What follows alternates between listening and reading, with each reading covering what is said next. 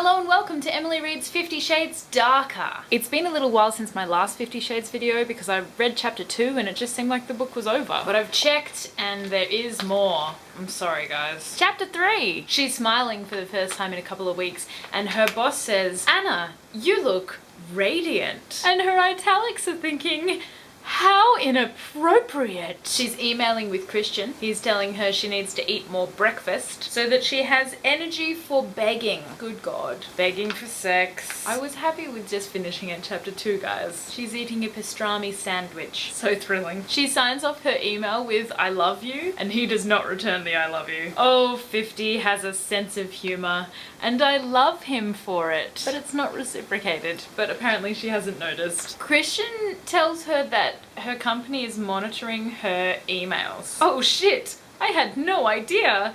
How the hell does he know? He's a god, an all-knowing god. Her boss, Jack, is asking her out for a drink with everyone from the office. It's not like that, guys. Calm down. And the bar is called 50s. I have no words left for how crap this book is. She invites Christian via email, and he signs off "sooners rather than laters, baby." Like he just fell out of an 80s sitcom. She's just been approached by a strange woman. An ashen young woman approaches me cautiously. She looks like a ghost, so pale and strangely blank. She just says, "Are you Anastasia Steele?" And she's like, "Yeah." And then she just stares at her. "Are you Anastasia Steele?" "Yeah."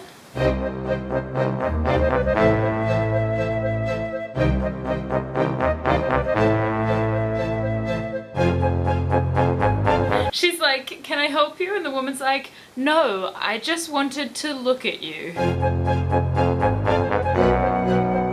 Now that that's done, we can move on. There's no life in her at all. Her beautiful face is pale and etched with sorrow. She's got a bandage around her wrist, maybe from slitting her wrist. And Anastasia's thinking, holy fuck. And then she walks away. One can only imagine that's one of Christian's exes. She kind of looks a little bit like Anna, so. She's having beers with her workmates, and as she drinks more, my earlier encounter with strange ghost girl slips further from my mind. Ghost girl is in capitals, so that's gonna be her name now, I guess. Her boss, Jack, is standing a little too close to her. She feels that Christian is nearby before she sees Christian. My whole body is highly attuned to his presence.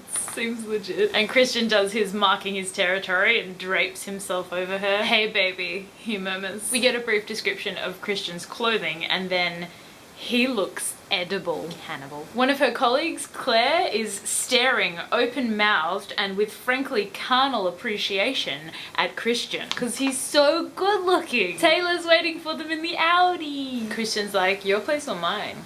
And they go to Anna's. They're grinning at each other and very excited to be having sex later. I've just completely taken any of the sexual tension out of that in the way that I said it. You excited to have sex later?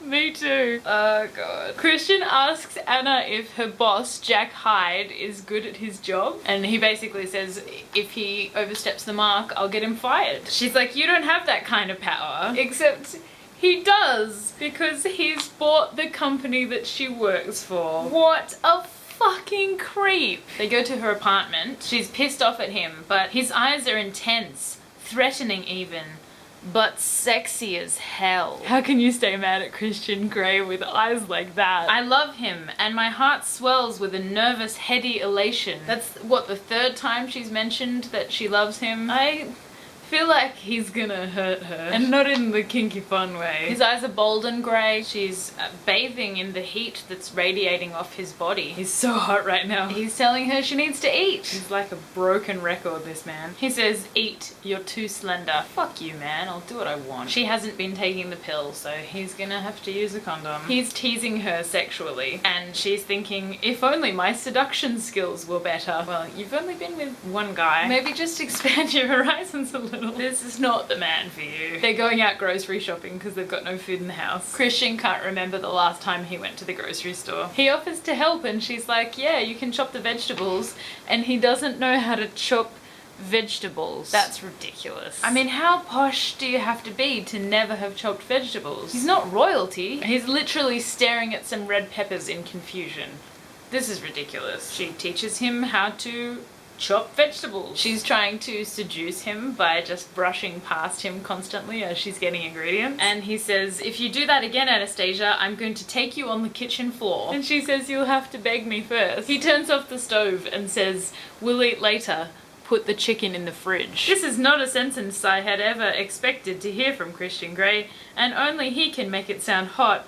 Really hot. Put the chicken in the fridge is the best pickup line in this entire book so far. She's biting her lip, they're going to the bedroom. He tells her to undress him and she gets on her knees. I undo his waistband and fly, then yank down his jeans and boxers and he springs free. Wow. That's definitely a boing moment. I peek up at him through my lashes. It's okay everyone, he has a condom. He's having the sex with her. She has exploded magnificently, mind-numbingly into a million pieces around him. Someone call an ambulance. And that's the end of chapter 3. What happened in chapter 3? She emailed him and said, I love you, and he didn't say anything back. Some random girl who we know as Ghost Girl approached her and just looked at her. And that was weird. And Christian bought the company that she works for like a creepy fucking weirdo. They went grocery shopping, made dinner, had sex, and then she died. She's dead now. The book is over. It's not. It was just an orgasm, I think. That's all for chapter 3. If you enjoy me reading this book, you can help support me financially by visiting my Patreon page and pledging to make a small donation every time I release a video. If you're already supporting me on Patreon, sorry for the massive gap between videos. And this one's a freebie because it's been so long. That's what she said. See you next time for chapter 4. Bye-bye!